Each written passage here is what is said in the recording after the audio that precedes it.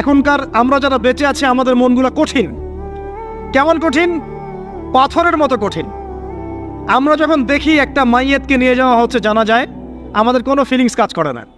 জানাজায় যাচ্ছে, জানাজায় দাঁড়িয়ে মোবাইলটা টিপাটিপি করছে, জানাজার সাথে চলছে, কোনো ফিকির নাই যে এই জানাজা আমার হবে কালকে, ওই মোবাইল টিপাটিপি করছে। আমি এমনও দেখেছি দাফন করা হলো মাইয়েতকে, দাফন করার পরে চারপাশে মানুষজন জড়ো হয়ে গল্প করছে, ভাই আপনার ওই জমিটার কি খবর, আপনার ওইটার কি খবর, বিজনেস কেমন চলছে, চাকরির কি অবস্থা। এই যে মাইয়াতকে পাশে দাফন করলো, কোনো ফিলিংস নাই, কোনো ফিলিংস নাই। আমি আত্মশুদ্ধির কথা বলছি। আত্মশুদ্ধির জন্য আপনার মনটাকে পাখির মতো সফট নরম করতে হবে। যখন আপনি সফট নরম করবেন এবং আত্মশুদ্ধি অর্জন করবেন, তখন দুই ডানা মেলে আপনি আকাশে উঠতে পারবেন ইনশাআল্লাহ। আত্মশুদ্ধি অর্জন না করতে পারলে ডানা কেটে পড়ে যাবে, তখন আর আকাশে উঠতে পারবেন না। কোন আকাশে? ওই যে শহীদের রূহ যে আকাশে চলে গেছে, ওই আকাশ।